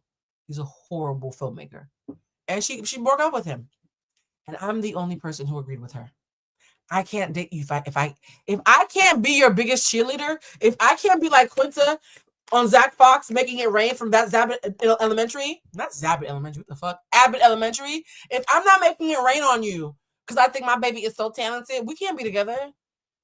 I can barely get through this fucking review without laughing. I will cackle in your face, and now you're in therapy talking about how your girlfriend keeps laughing at how bad your movies are. I can't do it. I can't do it. If this man's a filmmaker and he thinks this movie, the line, the edit style, the color palette of a single costume. It could be anything. So I watched the film yesterday and I'm surprised so many people don't like it. The cinematography, acting, production design, and music are phenomenal. He just named all the things that we did like about it. Every bad review says the movie is gorgeous, the music is great, the actors are great, and it's still a bad movie. So what is he saying? We agree with you. All those things were great. That's why we're all so fucking blown that the movie wasn't. I'm passionate about y'all. Moving forward, I think I'm gonna do movie reviews behind the paywall because I don't want to keep losing friends. I feel like, thank God Norman didn't have a big role in this, or I might have lost him as a friend. I might start doing movie. I live in the industry. Yeah, this was an experiment. Moving forward, movie reviews might have to, unless it's a movie that I don't know nobody in, have no affiliate. Oh, that's gonna be tricky. Have no affiliations, but I feel so bad for saying this in the public. It's still bad though. Yes, there's a lot of on-the-nose explicit metaphors, and the film is really abstract, which I was not too keen on. But one of my favorite movies is Beau is Afraid, which... Exactly. Everything was good except for the writing and the plot. Oh, an asshole. I feel so bad. So vibes were good. Yes, the movie was all vibes. Vibes. There's one person that I hope I included their clip who in one sentence explained what the movie was, and my mind was so blown. I hope to God I included it. Okay, let's keep watching. Is one of the most abstract, what the fuck did I just watch for the last 3 hours movies that I can think of. So why didn't him land as well with me? I came to the conclusion that the Beau is Afraid world is weird and abstract through and through, whereas him mixes the real world with the abstract to the point that anytime something happens that's a little too far-fetched for reality, I just assume that it's a representation of how the main character feels in his head. So guys, what he's actually explaining is my very favorite genre of writing. There is a pilot script that I wrote for a 4-season series. I know, I'm such a fucking Virgo stellium. I didn't just write a pilot for a season of a TV show. I wrote a pilot that's supposed to be for a 4-series story arc. And one of the things that I told one of the producing partners that I was potentially going to work with, it didn't work out for personal reasons, but I told her that I've always loved magical realism. What he's describing, because he doesn't have the language, is called magical realism. There's a show back in the 1900s called Ally McBeal. Ally McBeal was a show where it was a law show, but then in the middle of a regular moment, suddenly something outlandish would happen. And you're like, wait, did that really happen? This is not science fiction. Why did that weird thing just happen? Why is there a dancing baby in the middle of the courtroom? And then it would disappear. That's magical realism. It's the vehicle of where the membrane between what is considered regular drama and what is considered so thin, you're never really completely sure which end you're on. It's not science fiction, it's magical realism, right? And the thing I love about magical realism is it's a very popular writing vehicle in Latin America, right? So a lot of Latin people love magical realism because culturally, Latin Americans are very just like, we exaggerate, we have colorful language, we just see the world in Technicolor like Lisa Frank threw up all over the wall, right? And so magical realism is surrealism, right? It's one of those things where it's like, ooh, the magic is woven into, like, it's when you're whipping butter, it's like it's whipped into the batter of regular life. The reason why I like magical realism is because I am a pragmatic writer who, if I was not psychic, would not believe in psychics. If I was not someone who had a lineage of magic, would not believe in magic. And so I feel like magical realism is the perfect vehicle for someone like me who's constantly grappling with my pragmatism versus the fact that I come from a lineage of witchy shit, right? And so I love that vehicle, and it's another thing about this fucking movie that I was supposed to love this movie, guys. I am mad because I was supposed to love this movie. And what was the analogy I used earlier? Imagine you go on a date with a really nice man. He smelled good. He cleaned the house. He fed you dinner. He's doing all those things you like, and you can't orgasm. You still got to go in the bathroom and use a rose. That's how I felt watching this movie. The set was seen, and I still felt like someone was just playing with my time and jerking me off. I think that was the biggest drawback of the film, but also its greatest strength, because I would imagine the director, Justin Tipping, wanted the audience to feel like they were in the main character's shoes, having experienced a traumatic brain injury that has no time to heal, that only worsens head hit after head hit. Sure, guy. We already said all that. I wish I could skip over this part. Yes, Like Water for Chocolate. I love that movie. I love Like Water for Chocolate so much. Amelie is actually the movie that I watched with my first love. My first love on my first date. We watched Amelie together, and I fell in love that night. I think the movie had more to do with it than him, to be honest. So yes, magical realism, if you ever want to know. And here's the thing, too. I also love murder mysteries because, fun fact, murder mysteries growing up watching Agatha Christie mysteries and reading Agatha Christie books and watching Murder, She Wrote on television, it was the only time that the neurodivergent person who was weird got to be the hero. It took me years of therapy to realize that's why I love murder mysteries so much. Murder mysteries in general, always suddenly show that autistic people and neurodivergent people are sometimes not wrong just early. Whether you're watching Monk or even Psych, in the show Psych, he's supposed to be a fake psychic, but I think low-key he might have been neurodivergent. When you're watching Monk or Psych or anything Agatha Christie, even that new show that just got canceled with Udo on Netflix, The Regency or the Residency, whatever it's called, that just got canceled that we love so much, even Knives Out, it's always the quirky, neurodivergent person who ends up putting the pieces together through pattern recognition and figuring out what happened. So as someone who likes magical realism and who likes things that are thriller-ish and murder mystery-ish, again, these are all things that had this concept and this budget been given to a much more skillful writer, we would be talking about this movie very differently. And I'm going to skip over this guy because I feel like if he liked the movie, he might not be a good filmmaker, respectfully. I think it's brilliant. How the fuck do you make a football movie with no football in it? Sorry. Boy, that Him movie is so fucking ass. Okay, so I just came out of the Him movie and I gotta... Wait. Okay, I need a fan. I need the fan on me. Hold on. This man said, okay, that review, maybe that was a better review than mine. Yes, The Residence is the show I'm talking about. Psych, Monk, those are all my shows. If there's a quirky thriller / mystery, assume that Blue Toulouse. I even watch Only Murders in the Building on Hulu, starring Selena Gomez and Martin Short and Steve Martin. I love shit like that. So again, yeah. Be honest with y'all. I gotta be really fucking honest. It was aesthetically very gorgeous. It was fucking beautiful. Like the cinematography. By the way, guys, because I came on straight from the car service to do this live, I've only watched half of these because I just was saying, reading the captions, if they said I love it, I would grab some. I hate it, I would grab some. I made sure to grab loving and hating so that we were being fair. So I haven't seen all these clips. The director of photography, not right now, but thank you. I love the mental. Yeah, like it was beautiful if we're being honest. Gorgeous, everybody looked gorgeous. It was fantastic in that way. But I will say, do you see how everybody who talks about this movie wants so bad to like the movie that they're saying, look, it was very pretty and the actors were working really hard with what they had? That's why this narrative that we're not deep or that we're haters is so bizarre, because people are trying so hard to give this movie its flowers, even though the seeds just got planted and nothing has bloomed yet. There were a couple of other elements and just like the quality of a... Yeah, we said that earlier. We said that this was just like a fashion show with no fashion. This was a horror film with no horror and a football film with no football. So I love that we're all so fucking kindred.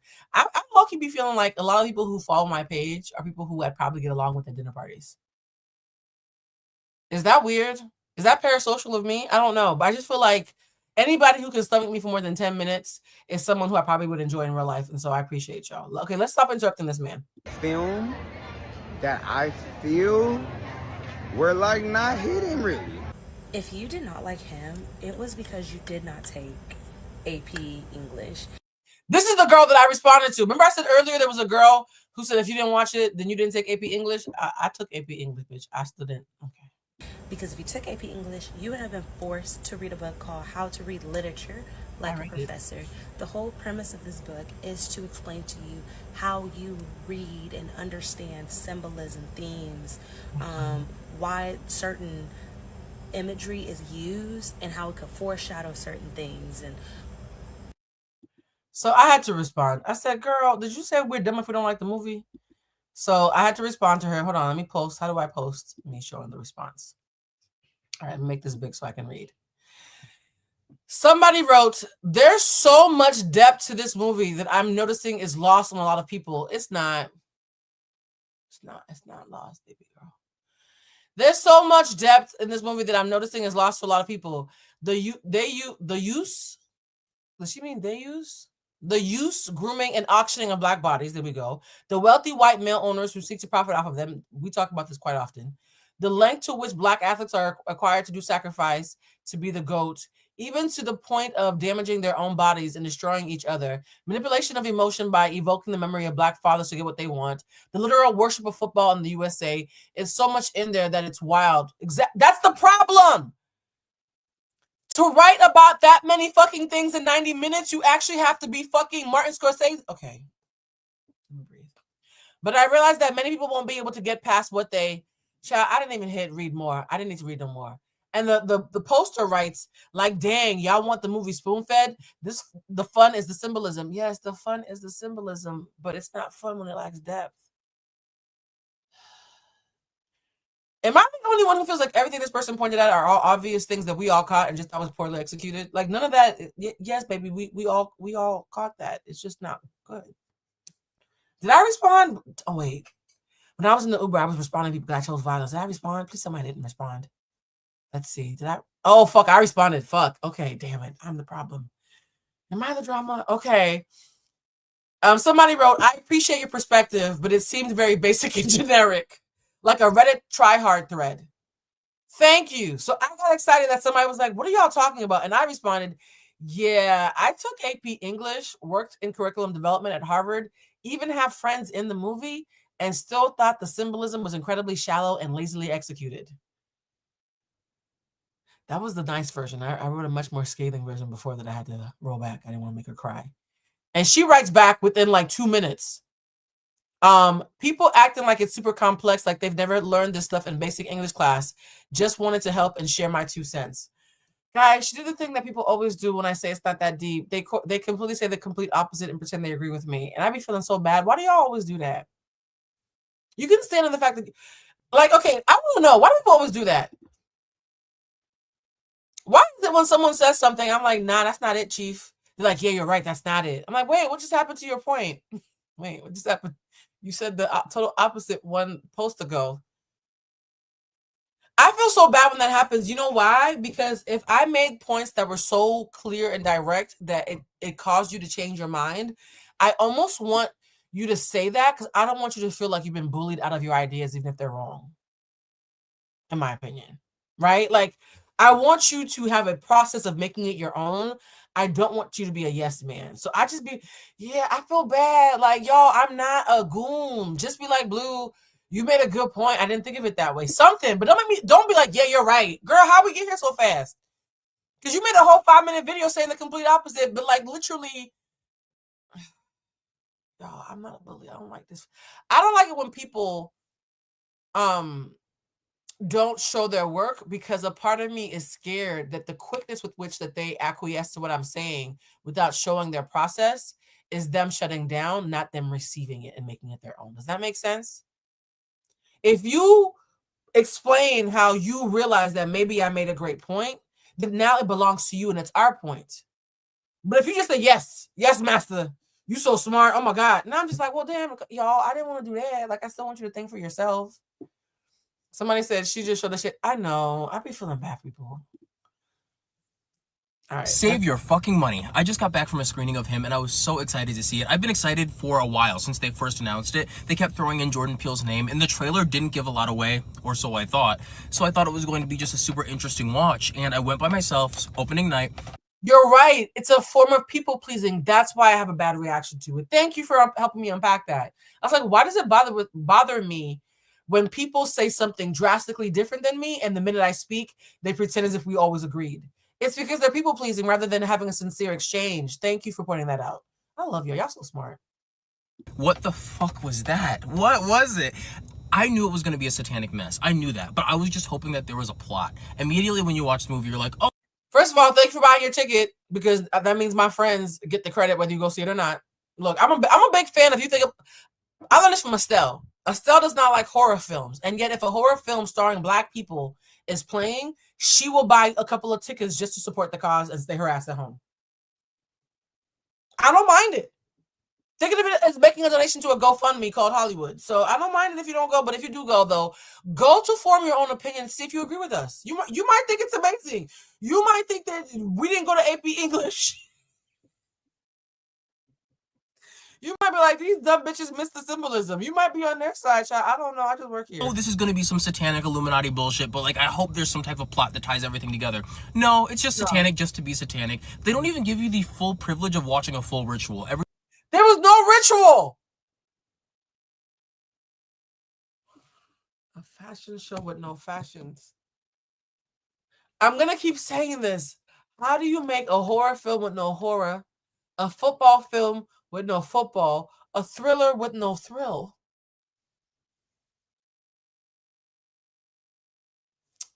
Everything is so coded and flashy that you don't even get the privilege of seeing a full ritual. At the end, I was like, I just hope I see a full ritual or a full sacrifice or a full something that brings this together and makes it a whole piece. And they just kept giving you flashes of bullshit and random shit. The acting was okay. It wasn't even that good. The storyline was awful. It felt like a long movie, and it was only an hour and a half. Save your money. A lot of people have to learn the hard way. You have to go spend your money. I'm helping you out. I'm giving you free game here. Don't watch it. Save your money. You can save your money. You can just not go see it. Even when it comes out on... No, don't save your money. Buy the ticket. Just stay home after you buy it. Buy the ticket, though, please. Help my friends. Streaming, I wouldn't watch it. It wasn't good. It wasn't a good movie, and I think a lot of people are agreeing with me, which I feel so good about that, because if they said it was good, my mind would have exploded. Like, you can't gaslight me like that. And the people that are saying it's good, what's wrong with you? You know what I mean? So, yeah, I'm glad I could help you. Ham, no burger, child. Cool with no aid. They needed aid. This is cool. I think cool with no aid is actually the tagline for this movie. The movie was so cool. Nothing happened. Oh, and by the way, the entire movie takes place at Marlon's house over a week. So I think Tyreek's character is at Marlon's house for 5 days. It's just 5 days at Marlon's house. That's it. We barely even get any scene. They don't even really go anywhere. They just hang out at Marlon's house for a week. Bye. The general consensus on this app is that Him, the new Jordan Peele produced horror film, is getting bad reviews because the machine doesn't want you to see a movie that exposes the NFL. But I think that anyone who's saying this film is some big expose has not been paying attention to sports and culture over the last years. Sports as religion, the obsession with celebrity, the exploitation of the Black body, these are not new ideas. Conversations around Colin Kaepernick being blackballed from the NFL, all of Jemele Hill's writing and commentary, so much public discourse on like Twitter has been saying what Him said with poor execution for years. Oh my God, I want to kiss this girl on the mouth non-sexually. Thank you. It feels like somebody took a bunch of Reddit threads about the Black male experience, about NFL and being problematic as a racial identity in America, about the plantation that is the NFL, about Black athletes and Black Illuminati and Black excellence being a trauma response, and they put it all in a blender, and they made a smoothie and forgot to put any sugar in there. So now we're just guzzling sludge. These are reheated talking points, guys. I'm sorry. So now it's not a smoothie. Now it's leftovers in the microwave. Whether it's a smoothie or leftovers in the microwave, they reheated or blended a bunch of shit that we've already been saying for years. The movie isn't groundbreaking to me. It kind of hammers the same points over and over again. Like, the audience is too dumb to get what it's saying. Oh my God, I love her. Its symbolism and tropes are executed kind of poorly to me. We hear sacrifice about 1 million times in that movie. There's even a shot that's... They scream, like, do a drinking game. If you go to see... Okay, this is going to be irresponsible. Let me not be irresponsible. If you go to see him take a responsible shot of alcohol every time they say sacrifice. Sacrifice. Could it be that you're using sacrifice in the figurative sense as a way to tie it symbolically to the sacrifice of demonic rituals? Oh, that's so deep. That's so deep. I've never seen figurative sacrifice be tied to devil worship. That the 80s never happened. The 80s never happened. For those who were not there for the 80s were obsessed with devil worship because all the Christians thought that we were all gonna be eaten by the Illuminati. And so, yeah.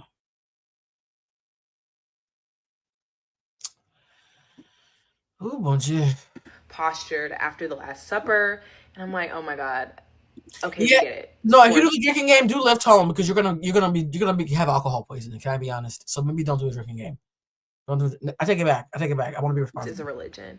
And then I think it relies on some very cheap horror tropes and storytelling devices that we've seen in a lot of thrillers and horrors over the past couple of years.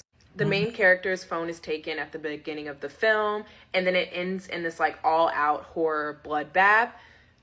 Did we see the same thing in Blink Twice? Did we see the same thing in Opus? Absolutely yes. I think him is a... There's no character development. I just realized that.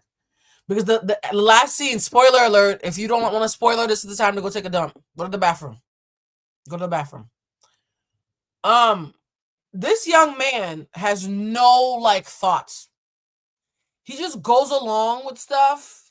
And if he's having a bad day, he'll be like, I'm having a bad day. Day's so bad. And then that's it. There was no character development. And then out of nowhere, right? After just getting along and doing whatever the fuck he's told while asking no real questions, suddenly he just starts murdering everybody.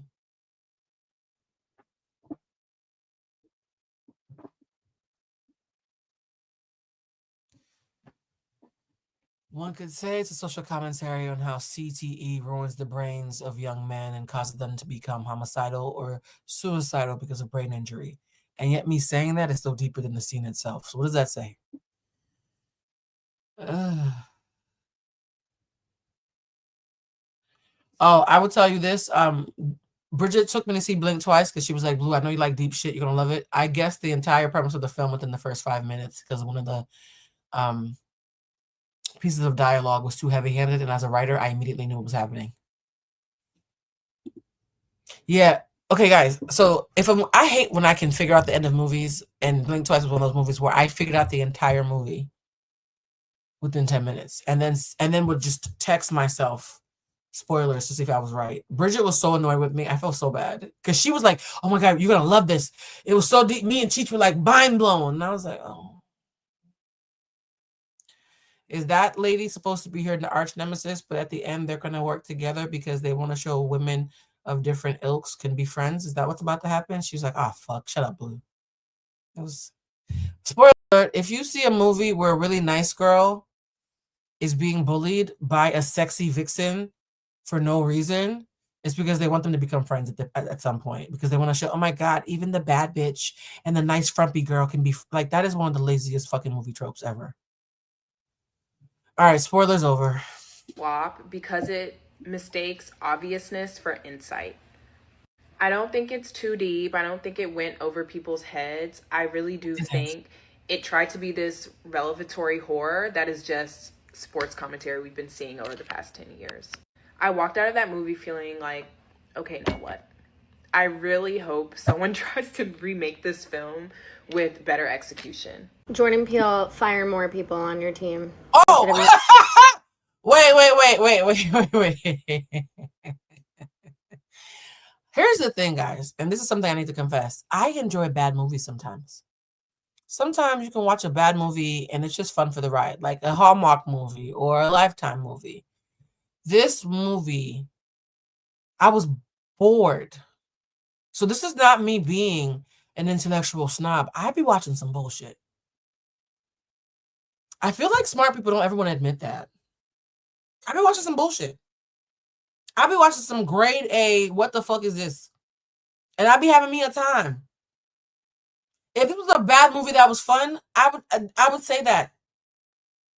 I was so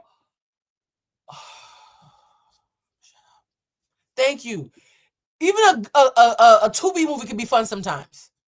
Right? But like again, if you like the movie, I apologize. I'm not coming for you.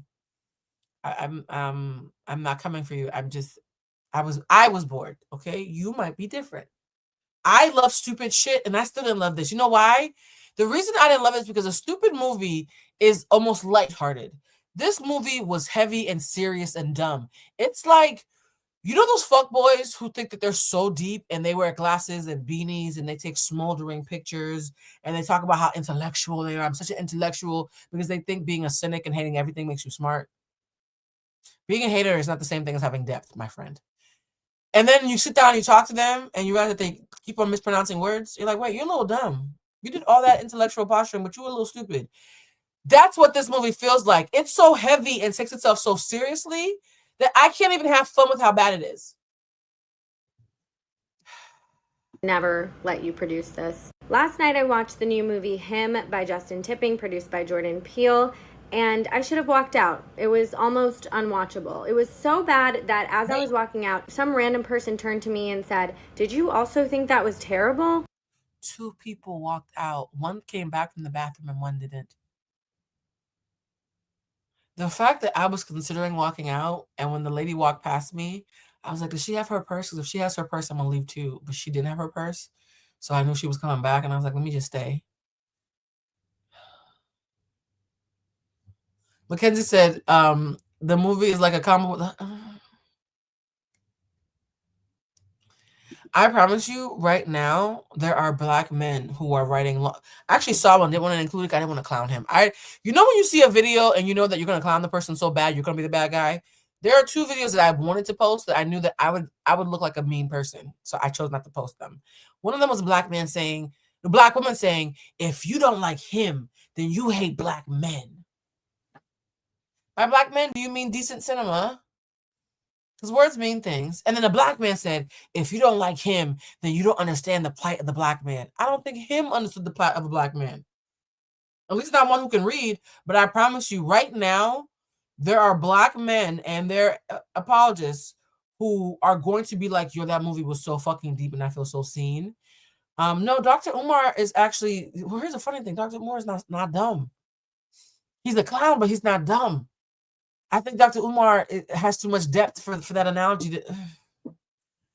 Why do y'all keep making me say things I don't want to say?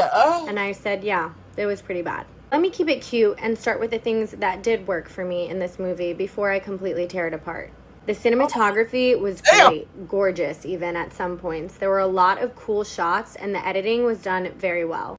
Wait, y'all, is that what I sounded like earlier? Because these last 2 ladies are sounding a lot like me. Did I say, let me tell you how good it was before I fucking drag it? Is that what I did? Because it sounds hilarious when she says it, but I'm thinking I might have accidentally said the same thing. I loved the soundtrack. The music, the song choices were perfect, and the sound mixing was done very nicely. Agreed. Marlon Wayans gives a stellar performance in... Oh, when I was bored, I started Shazamming different songs. So that's one thing. Beautiful gowns. I Shazammed a couple of songs. This movie, I thought he was so good. At some points, he was a little bit over the top, but I'm going to chalk it up to a poor screenplay. The writing was not... Yeah, there was a couple of times where Marlon was making me cringe, but I think it's because he was giving bad script and he's probably... Here's the thing. The script writer is also the director. So I think Justin Tipping, I think that's his name. Please correct me if I'm wrong. I think Justin wrote the script and there were parts where he thought were deep that weren't. And Marlon was told to overact. So I think the moments where I found Marlon cringe are actually the moments where I think the writer/director thought that he was deeper than he was and made Marlon do that because he's the director.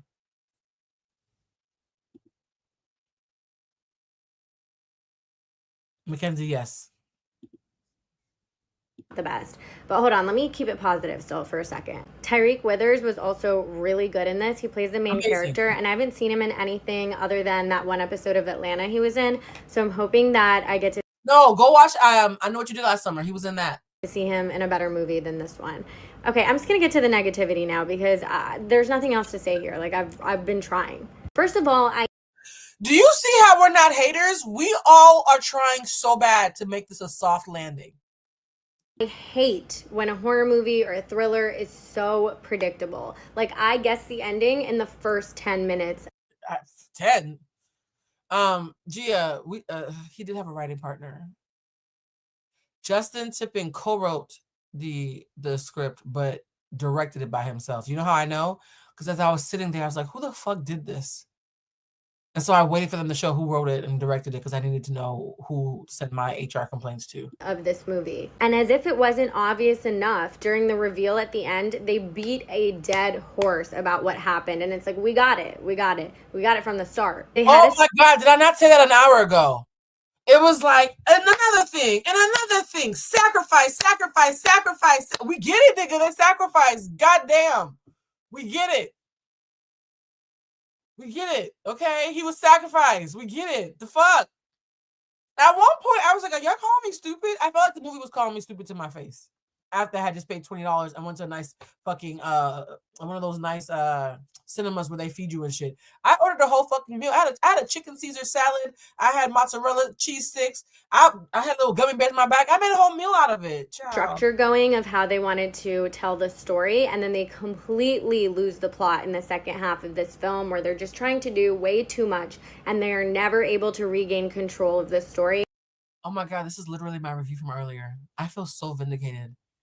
Literally almost bar for bar. Okay, this makes me feel good. And then the ending is just super rushed and it's a mess. It's a whole big mess. I can see what this movie was going for in discussing football as a cultural phenomenon in America and the dynamics between the professionals who are groomed for this from childhood, the fan worship, the rich white owners, as well as the commercial and entertainment aspect in needing a star player to sell. But ultimately, it just didn't come together. And I was hoping I could still get into it as something that's camp and fun, but it just kind of gave corny and dumb. Thank you. If this was bad in camp, you know what was bad in camp? Them or they. There is a homosexual horror thriller. Why am I watching a homosexual horror thriller? Well, my friends told me to stop saying homosexual because I sound like a bigot when I say it. I'm a little gay, so I'm not. I just like to use the word. There's a homosexual thriller called Them or They. That was bad, but it was so bad, it was fun to watch. What is it? What is the thriller? I'd rather y'all watch Them They. What is it called? Them horror film. Yep. Where is it? Them.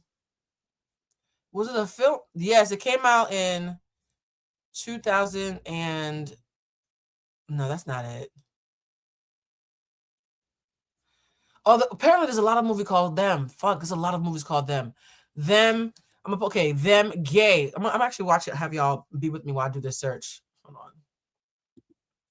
I want to find the horror film. Actually, no. I'll look for it in a second. But there's a horror film. Can y'all find it for me? It's either called They or Them, and it's a.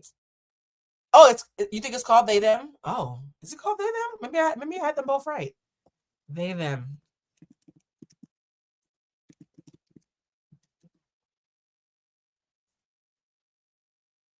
Oh my God, it's called They Them. I was saying the name the entire time. Okay, there's a horror film called They Them that got 2 stars. It got 2 stars. I still had a good time. Okay? The shit sucked. Kevin Bacon was in it. 2 stars. I still had me a good time. So this is not about it being bad. It's about it being unenjoyable. If you're bad at entertaining, I would have been kinder. Ugh. Like, I don't know what Jordan Peele was thinking when he decided to produce this movie because it was not it. Like, maybe he saw the vision and it would have come together better if he directed the movie, because Jordan Peele as a director, I love. But him as a producer, I'm not with it. Like, I watched Candyman. I didn't like that one either.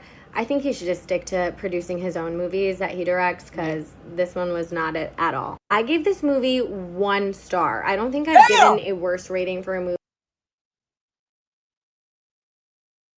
1 star is harsh. Okay, so she's saying everything I said an hour ago, but she's meaner because she don't know people in the film. Oh God, yo, I'm not gonna post about this on Threads. If you see it, you see it, because I do feel bad that my friend. You know what? I'm gonna check on Norman and have him come on the show. We're not gonna talk about the movie. Actually, no, we are, because he did a good role. He was good in the movie, and it's not his fault that the writer fucked up. I'm gonna call Norman and see if he wants to I'm laughing because someone of y'all put up a single star. That's so fucking rude. Yeah. Yes, y'all. She said 1 star is rough. Okay, I wasn't gonna give it 1 star. Okay, this woman is evil me. What's her name?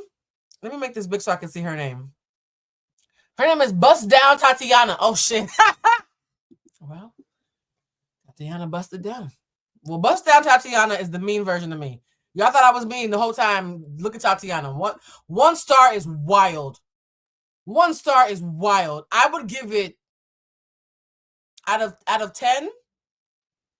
Oh, is she doing 1 star out of 5 or 1 star out of 10? That's a great question. Because she's doing 1 star out of 5, then technically it's 2 stars, right? 2 out of 10.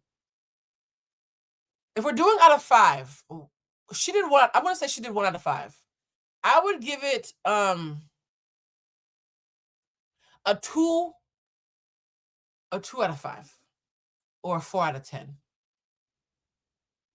The reason why I would give it a 2 out of 5 is that they them got 2 stars and they them deserve 2 stars, but I had fun. Whereas him, what's up with all the fucking pronouns? Him was gorgeous, but was okay. Yeah, I'm gonna give it 2 out of 5 stars. Movie ever since I started posting movie reviews on here. It was exceptionally bad. But as usual, I'm always gonna encourage you to. Did she say it was exceptionally bad? Girl, you're mean. This is so mean. Yes, I'm gonna give it a 2 out of 5 or 4 out of 10. Yeah, that feels good, Omni. That feels actually really good. I mean, it doesn't feel good. It feels horrible, but it feels honest, I should say.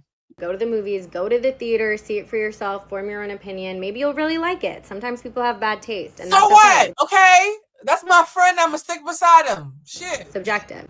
So let's talk Elsie White from the film Him. Oh, I put this in because is the person that I wanted not in there? Hold on. Let me watch this playback because there was one clip that I want. We're towards the end of this, and I don't see the clip that I really wanted to where the person says what the movie is. I'm gonna send this to myself in case it's not included. So Julia Fox, is that her name? The girl who used to date Kanye West?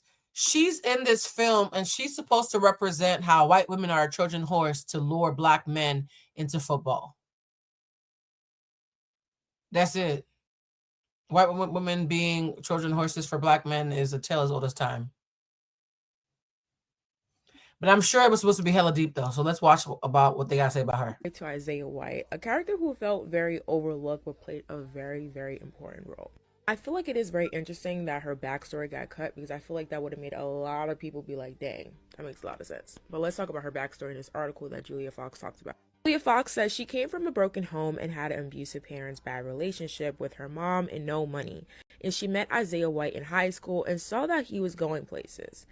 She latched on, and then that was the catalyst into her going off and becoming her own GOAT in her own right. Wait, that's not deep. A middle class or poverty-stricken white girl who's a black man who's about to become a famous NFL player, and so she latches onto him to help him build his empire. So instead of letting him build it with a black woman, that's not. Yeah, I'm happy they kept that lazy ass cliche backstory out. That doesn't help any. Ugh. Okay, I'm gonna fast forward. I actually don't care anymore. Okay, so they were gonna. Girl, you did a 3-minute deep dive? No. I'm not doing a 3-minute deep dive explaining that white bitches like to find NFL players before they get signed. That's kind of duh. Water is wet. The whole movie felt like telling us that water was wet. And for the people who thought this shit was deep, like, oh my God, I've never seen or thought of anything like this. Where do you hang out? Who do you talk to? What kind of dinner parties do you go to? How do you get to 2025 and this is all new to you? Take a look. It's in a book. Let's watch this Yeah, one. man, I didn't want this to be true. I went to go watch him last night. It's not good, y'all. It's not good. I remember watching some other movie months ago, and I saw the trailer for him, and I saw Jordan Peele's name plastered across it, and I saw the concept of like, how much are you willing to sacrifice to be great? And I'm like, damn, that looks interesting. And when it came out, I believe last week, I started seeing bad reviews. Bad reviews never stopped me from watching a movie that I personally want to check out for myself. So I was looking at it and I was like, damn, why does everyone think this movie's so bad? So I was holding out hope, but I ain't gonna lie, y'all. Him is probably one of the worst movies that I've seen in a minute. He is cute. He's so my type. That's why I didn't want to say it. I know y'all think I got a type. He got me 90s fine and have a jawline and look like he can dress and smell good. Y'all already know. That might be because I thought that it would be a really good movie and it just wasn't. Jordan Peele didn't even direct the movie. He's literally just a producer. It's weird though because Marlon and Tyreek did a really good job playing their roles. And it also looked good visually. It really just missed the mark for me. I understood the symbolism, but it just didn't hit. Probably 5 out of 10. It wasn't him. So who did the review? Okay, so I must not have, did I not save it? The one review that I watched, and maybe I didn't save it, I just watched it because I was just so happy. This one guy said, okay, I'll say it because I can't find his video. Someone said, and I think this is how I'm going to end this live because it's so late and I've been working all day and did not expect to go live today. Someone said that the movie, is what it would be like if Kanye West was turned into a movie. Aesthetically pleasing, great music, great concept. And yet, when it's time to stand to the podium and speak, shit goes left. And I agree. Him felt like Kanye, the movie. If Kanye was trying to do a social commentary on the Black man's plight, but used football instead of the music industry, and made sure everything looked fucking stunning like My Beautiful Dark Twisted Nightmare, and had a great musical sense, him felt like Kanye West if he was a movie. So yeah, take that however. Somebody said better if it was her. Child, if it was called Her, they'd all be calling everybody a bunch of feminist lesbians who don't shave their legs. You know how we're being anti-intellectual and anti-feminist right now during this administration. Yeah, the movie. Somebody mentioned the Kanye unauthorized biography. Should I watch the unauthorized documentary of Kanye? If I do, I might do that behind the paywall. Y'all, I didn't enjoy having to give an honest review of a movie that I wasn't fond of, that I wanted to like. I feel bad. I feel bad. And what if somebody I know sees this? Okay, I'm not going to advertise this. So if anybody sees this, then congratulations, you saw it. It's not because I told you it was up. Shout out to the OGs who are subscribed and who have the notifications on, who saw that I was going to sneak on here in the middle of the night. If you are new here or part of the 80% of people who watch my lives religiously but don't follow me, what are you doing? Please follow and subscribe and hit notifications so that you can see when I'm coming up. Him is a 4 out of 10 in my opinion, and that is me being incredibly fair. That girl who gave it a 1 is just a little mean, but it wasn't good. And yet, again, like we keep on saying, we love the actors, we love the cinematography, we love the concept. It's just the writing was piss poor. And you know what? Watching him and seeing how everything came together, but then didn't because of the writing. Another analogy. Imagine I'm about to heat up some chili. Imagine if you made chili and took it off the oven before all the ingredients mixed together, but you had the best ingredients, but you hadn't let the chili on the stove long enough.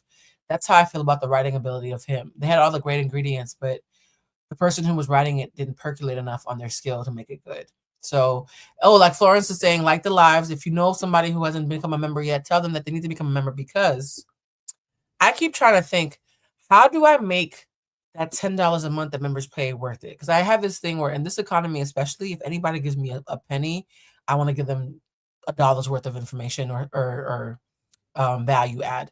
So I think while I'm traveling next week, because I'm going to be traveling from Monday onward, I might start to do a thing where maybe I do like a check-in with y'all during my travels, just with the members, just to kiki and talk and catch up and tell y'all what's going on or whatever. I'm debating how much of that I want to do because I have so much to do when I travel, but I will be ruminating on that.